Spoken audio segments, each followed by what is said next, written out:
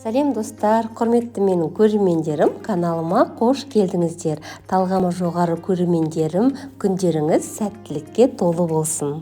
Сіздерге бүгін жасалу жолы өте оңай әрі пайдалы салатпен бөліскелі тұрмын.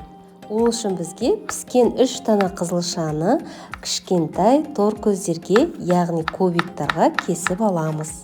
Қызылша дәруменге өте бай, иммунитетке пайдалы көкөністердің бірі болғандықтан көбісі осы қызылшаны пісірмей шикідей турап жатады.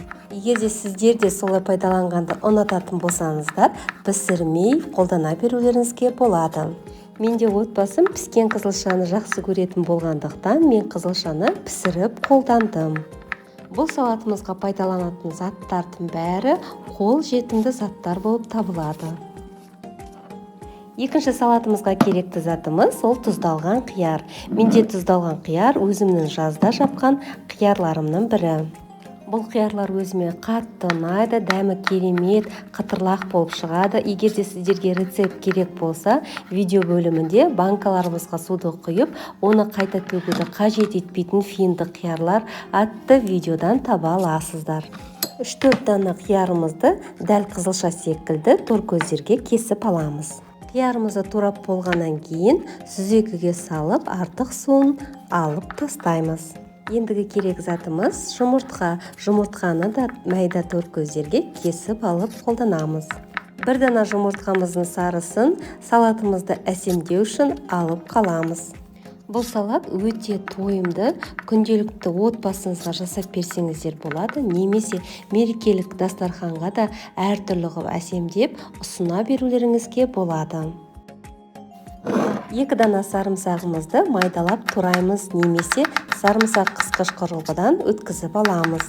Достар, каналымның дамуына үлестеріңізді қоса отыруларыңызды сұраймын.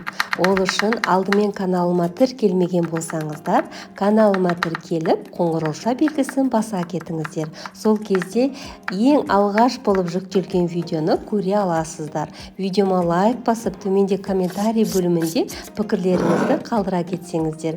Поделиться батырмасын басып, достарыңызбен осы видеомен бөлісе кетсеңіздер. Сіздердің әрбір пікірлеріңіз бен лүпілдеріңіз мен үшін өте маңызды.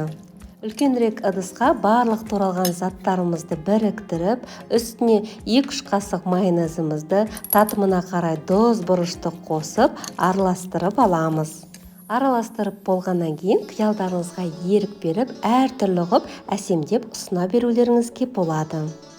Осы рецепт бойынша менде 3 тарелка салат шықты.